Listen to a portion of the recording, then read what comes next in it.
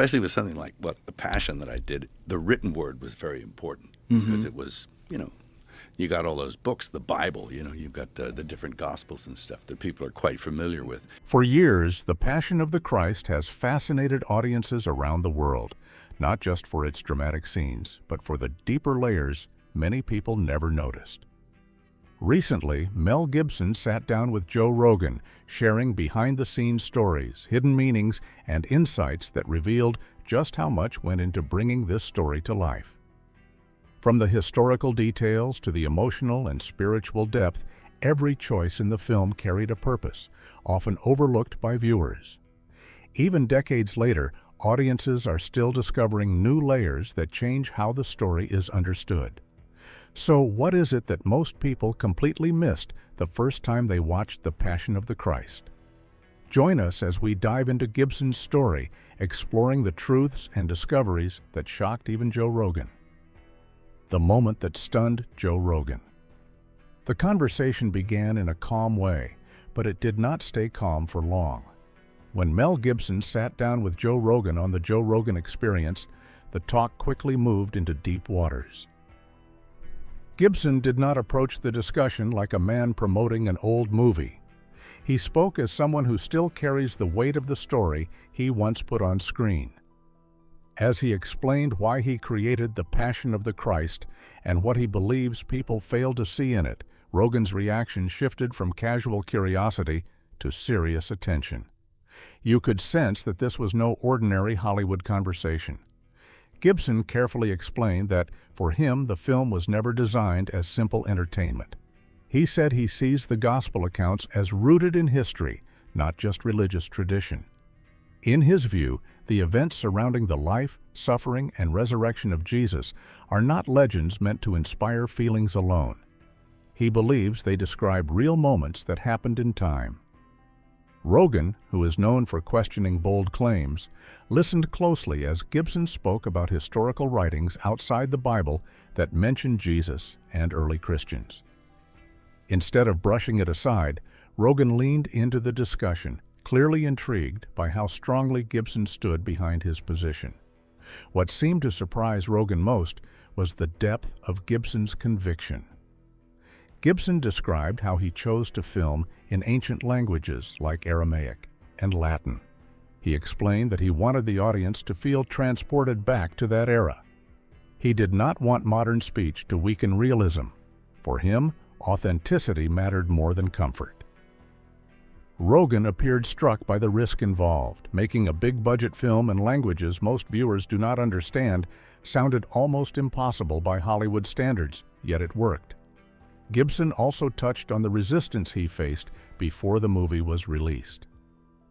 Many critics doubted that audiences would accept such a graphic and intense portrayal of the crucifixion. Some believed the project would fail financially. Others worried about controversy, but Gibson financed the film himself, taking a huge personal gamble. Rogan seemed impressed by that level of commitment.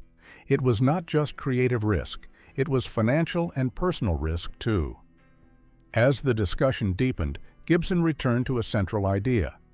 He believes the most important part of the story is not only the suffering, but the resurrection. He suggested that many viewers focused mainly on the brutality of the crucifixion and missed the larger message. In his mind, the pain shown on screen was meant to highlight the cost of what came next. The resurrection, he implied, is the turning point that gives the suffering meaning. Rogan's thoughtful silence during parts of this explanation spoke loudly. He did not treat the topic lightly. He seemed genuinely engaged, almost surprised by how layered the film was beneath its surface. What began as a talk about a movie turned into a discussion about belief, history, sacrifice, and courage. Gibson also emphasized the personal stakes for him as a filmmaker. He shared how each scene was carefully planned to reflect historical detail and spiritual significance. Even the smallest moments, he explained, carried meaning. Every glance, every expression, every subtle movement was chosen to guide the viewer's understanding. Rogan seemed captivated, leaning forward as if trying to see the film through Gibson's eyes for the first time. It was a rare moment when passion, history, and storytelling collided in such an honest and emotional way. And this is where things become even more interesting. If Gibson believes people misunderstood the heart of the film, then what exactly did audiences overlook when they first watched it? To understand that, we need to step back and look at why he says the movie was never just a movie in the first place. Why Gibson says the film was never just a movie. To understand what Mel Gibson believes people overlooked, it helps to first understand his heart when he made the film. According to what he explained during the conversation, the project was deeply personal long before it became a global success. He did not begin with the goal of creating a blockbuster. He began with a desire to present the final hours of Jesus in a way that felt raw, honest, and unforgettable. Gibson shared that many people in the film industry warned him against making the movie. Some believed the subject was too religious. Others thought the violence would drive audiences away. There were concerns that using ancient languages would create distance instead of connection. From a business point of view, it looked risky. From a cultural point of view, it looked controversial, but Gibson decided to move forward anyway. He chose to fund the film himself, which meant he carried the burden alone if it failed. That decision showed how serious he was about the story. He explained that the choice to use Aramaic and Latin was not done to appear artistic or different. He wanted viewers to feel like they were standing in that time period, not watching a modern retelling. Even though subtitles were necessary, he believed emotion would cross the language barrier. Facial expressions, body language, and silence would speak loudly. And in many ways, they did. The film connected with audiences around the world despite the language difference. Another major point Gibson emphasized was intention. He did not want to soften the suffering.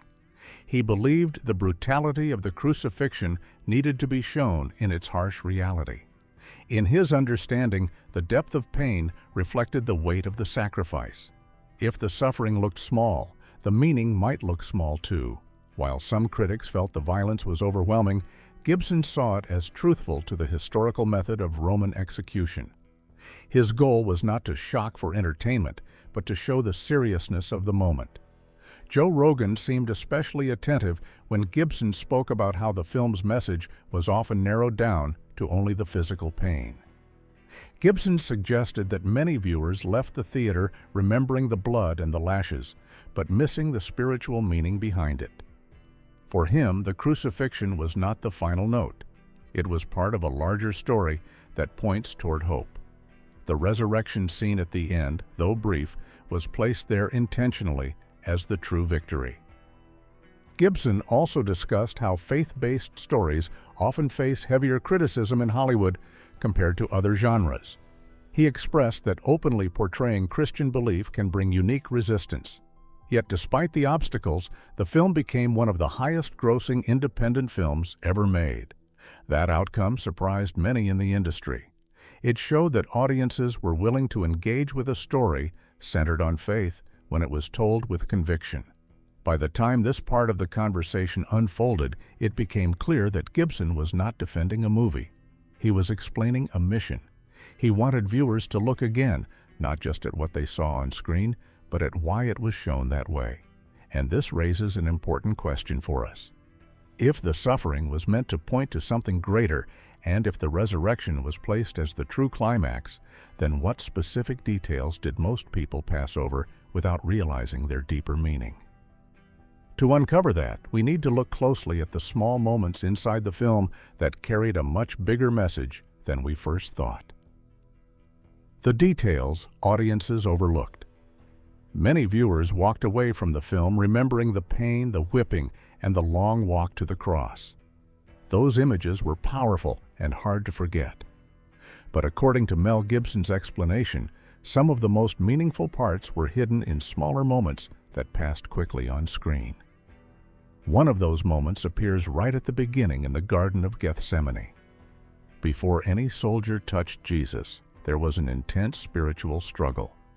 Gibson presented this scene not just as fear of physical pain, but as a deep inner battle. The weight shown there was emotional and spiritual, not only physical. For Gibson, that quiet moment revealed that the sacrifice started long before the first strike. Many people focused on what happened later and missed the seriousness of that opening scene. Another detail that often slips past viewers is the way evil was portrayed.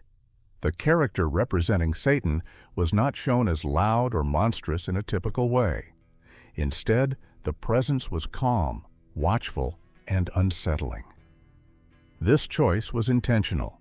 Gibson wanted evil to feel deceptive rather than dramatic. It was meant to suggest temptation and quiet influence instead of obvious terror. Because the suffering scenes were so intense, this subtle portrayal may not have received much attention, yet it carried deep symbolic meaning. There were also short flashbacks woven into the story. At certain points during the suffering, memories of earlier moments from Jesus' life appear. These scenes showed love, teaching, and connection with others. Gibson used them to contrast pain with purpose. While the body was being broken, the memory of compassion reminded viewers why the sacrifice mattered. These gentle scenes were brief, but they balanced the brutality with tenderness. Without noticing them carefully, someone could assume the film was only about violence, when in fact it was built around love. The resurrection scene at the end was another moment many describe as short but powerful. After nearly 2 hours of suffering, the final image shifts to hope. Gibson intentionally kept it simple. There was no long celebration, no dramatic speeches, just a quiet but strong declaration that death was not the end. Some viewers wished the resurrection had more screen time. However, Gibson has explained that the focus of this particular film was the price paid, while the resurrection would be explored more deeply in the future. All these elements show that the film was layered. The physical pain was visible and loud. The spiritual meaning was softer but present throughout. Joe Rogan appeared to grasp this as the conversation unfolded. What many labeled as extreme violence was, in Gibson's mind, part of a larger message about sacrifice and redemption. Once you start looking at these details closely, the movie feels different. It becomes more than scenes of suffering. It becomes a carefully structured story where every small piece points to something bigger. And yet, there is another side to this story that adds even more depth. Behind the camera, the experience of making the film left a lasting mark on the actors themselves, especially the man who carried the role of Jesus. What happened to him during and after filming might surprise you even more than what appeared on screen. Jim Caviezel's warning and the cost of playing Jesus. What happened behind the scenes added another layer that many viewers never fully understood. The role of Jesus was carried by Jim Caviezel, and according to Mel Gibson's past interviews and public discussions over the years, the journey was not easy. Long before filming began, Gibson reportedly made it clear that taking on this role could bring serious consequences. Playing such a sacred and controversial figure might affect an actor's career in unpredictable ways. It was not presented as a simple opportunity for fame. It was described as a heavy responsibility. During production, the physical demands were extreme. The filming conditions were harsh, especially during the crucifixion scenes. Caviezel endured long hours exposed to cold weather while wearing minimal clothing. Reports from the production confirm that he suffered injuries, including a dislocated shoulder during the carrying of the cross scene. He was accidentally struck harder than intended during the whipping sequences. The realism that audiences saw on screen came with real physical strain behind the camera. There were also reports that Caviezel experienced health complications during filming. He developed pneumonia and other illnesses due to the cold and exhausting schedule. These were not minor discomforts. The environment was demanding, and the emotional weight of portraying intense suffering day after day added another layer of pressure. The performance required him to remain in a mindset of pain, grief, and endurance for long periods. That kind of emotional focus can be draining. Beyond the physical challenges, Caviezel has spoken publicly in past interviews about how the role affected his professional path. After the film's release, he did not continue on a typical Hollywood trajectory filled with blockbuster roles. Some observers believe that being strongly associated with such a powerful religious portrayal may have limited certain mainstream opportunities. While it is impossible to measure exactly how much the role shaped his career, the shift was noticeable. He became closely identified with that single character in a way that few actors experience. Mel Gibson appeared aware of this possibility from the beginning. The warning he gave was not framed as fear, but as honesty. He understood that stories centered on faith can create strong reactions, both positive and negative. The film itself sparked intense debate when it premiered. Some praised it as a bold and moving depiction of sacrifice. Others criticized its graphic nature and theological perspective. Caviezel stood at the center of that storm simply because of the role he accepted. Joe Rogan seemed particularly interested in the personal cost behind such artistic choices. It is one thing to watch a finished film. It is another to consider what it took for the people involved to bring it to life. When the conversation touched on these hardships, it shifted from theory to human reality. The bruises, the illness, the wooing hours, and the emotional intensity were not fictional. They were part of the production process. This deeper look behind the camera strengthens Gibson's argument that the film was never meant to be shallow entertainment. The commitment from the cast reflected the seriousness of the story being told.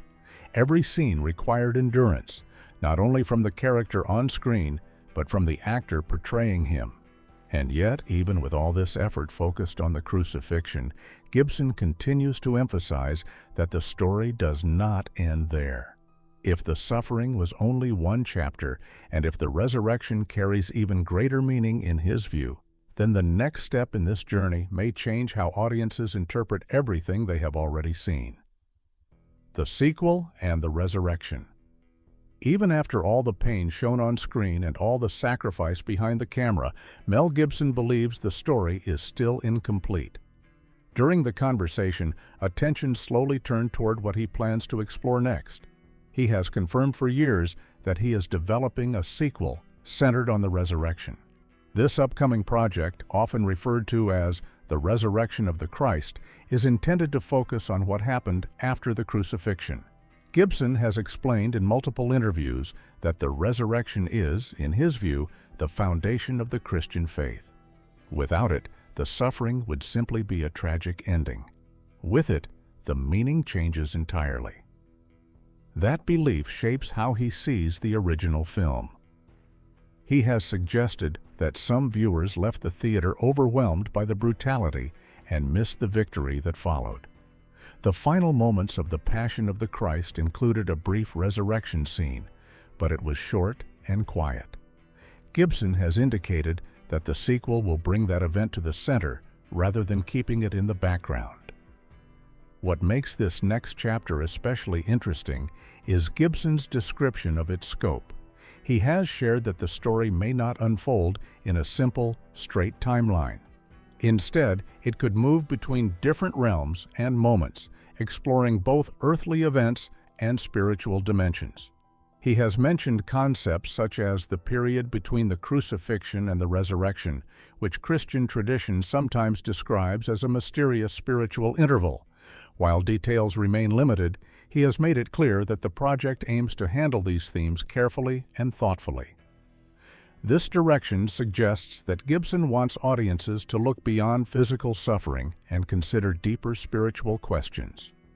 The first film focused heavily on the body and the visible pain. The sequel, if completed as described, would likely shift attention toward unseen realities and hope. That shift could reshape how viewers understand the original film. Instead of seeing it as a story that ends in sorrow, it becomes part one of a larger narrative centered on triumph over death. Joe Rogan appeared intrigued by the ambition of such a project. Creating a film about the crucifixion was already considered bold. Attempting to portray the resurrection and spiritual dimensions carries even greater creative challenges. It requires balancing faith, theology, storytelling, and visual imagination. Rogan's curiosity reflected what many listeners likely felt. How does a filmmaker visually represent something so sacred and mysterious without reducing its depth? At the same time, Gibson has acknowledged that bringing this sequel to life is complex. Writing the script has taken years. He has collaborated with others to shape the narrative in a way that stays faithful to Scripture while still functioning as cinema. The scale of the project means careful planning is necessary. It is not simply about continuing a story, it is about expanding its meaning. This discussion changes the way the original film can be viewed. If the crucifixion was only the doorway to something greater, then perhaps the intense focus on suffering was meant to prepare audiences for a deeper revelation. The pain was not the conclusion, it was the path leading somewhere brighter. And that leaves us with one final reflection. If the resurrection truly stands as the central event, and if the sequel aims to reveal what many overlooked, then maybe the real surprise is not that Joe Rogan was captivated. The real surprise may be that millions of viewers are about to see the story through a completely new lens. If you enjoyed this video, like and subscribe, and also click the next video shown on your screen.